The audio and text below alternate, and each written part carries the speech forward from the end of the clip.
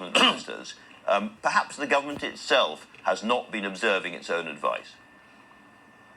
We've been doing everything we can to observe that advice, and it's certainly the case that within the House of Commons, people were seeking to maintain an appropriate distance from one another. On top of that, it is the case that the House of Commons, of course, is now in recess, and the Speaker of the House of Commons, Sir Lindsay Hoyle, has said that he will be reviewing over this period with the House authorities the best way of making sure that politicians remain accountable, but at the same time that we respect the rules that limit the spread of disease. Let me ask you about the EU procurement scheme, which would have allowed Britain to get more and cheaper equipment we desperately need, and which we have not taken part in. Can you explain to us in clear terms why we haven't taken part in that scheme?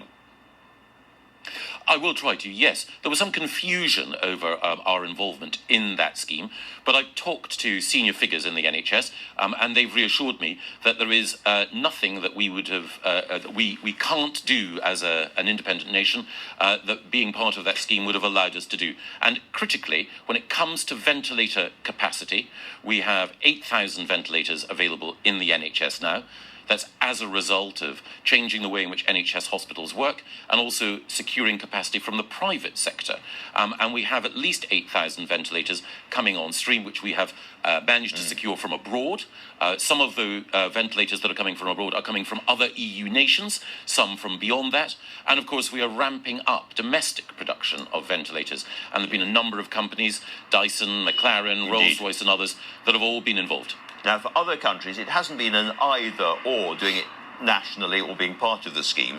But Sure. The reason I'm asking is that a Number 10 spokesman said that owing to an initial communication problem, the UK did not receive an invitation to join the joint procurement in response to the pandemic and simply didn't get an email. Can you confirm, did an email arrive in the government and it wasn't read, or did it not arrive at all? What happened? There was some communication confusion. I don't know all the details of that, but I do know, having talked to senior figures in the NHS, that there's nothing that participating in that scheme would have allowed us to do that we have not been able to do ourselves. And of course, we are working with European countries and others in order to make sure that we can increase the capacity within the NHS. It's just worrying if a very important email arrived at the centre of government and wasn't read. And on the same theme, and again talking about ventilators, let me ask you about Direct Access, an NHS supplier in Nantwich, which said that it had found in the international market 25,000 ventilators, which it could have procured for the government, and it asked whether the government wanted them, and again, it simply did not get a reply.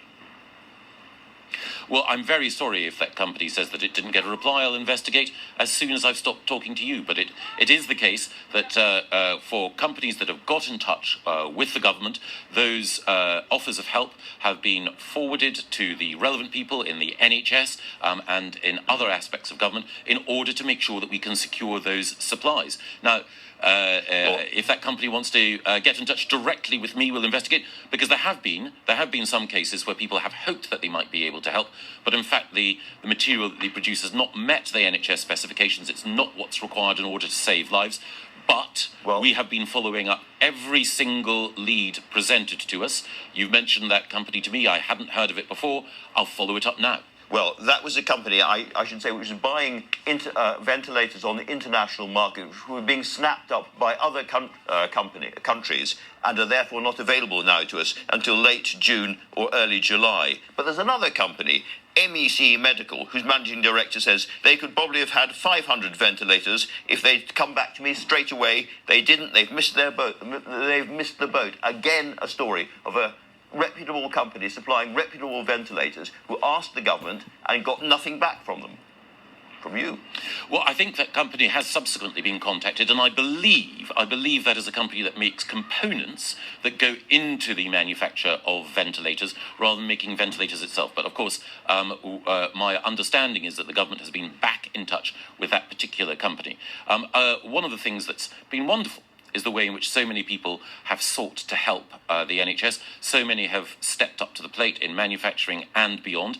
We are in touch with those companies, and we are seeking to make sure that we can both make ventilators here and procure them from abroad. But there have been one or two individuals, not those that you mentioned, but there have been one or two individuals who have been in touch with us saying that they can source ventilators, and then when we've investigated the supply chain, it appears that despite their best intentions, they're not in a position to help. But absolutely, if anyone does want to help, get in touch with the government. The emails are there, and we will do everything we can, because this is a united national effort.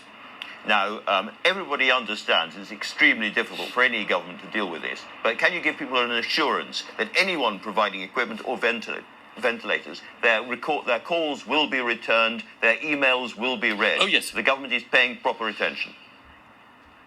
Absolutely. One of the things that I've stressed to the commercial team in the Cabinet Office, and that everyone in government knows, is that every offer of help must be followed up.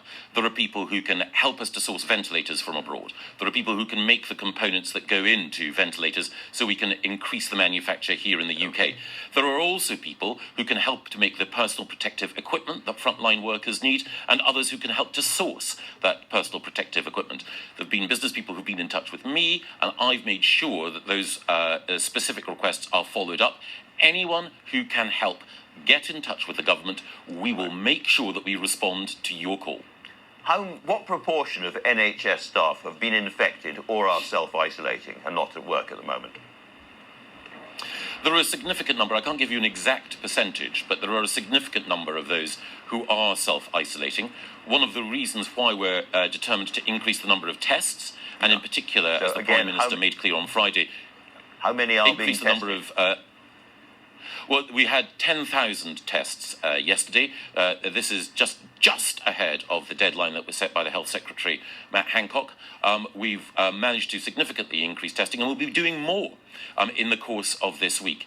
It's also the case that Boots have made sure that they can increase the number of drive-in test facilities. The managing director of Boots, Sebastian James, has introduced these facilities. They allow NHS workers, if they have symptoms, to get tested in real time.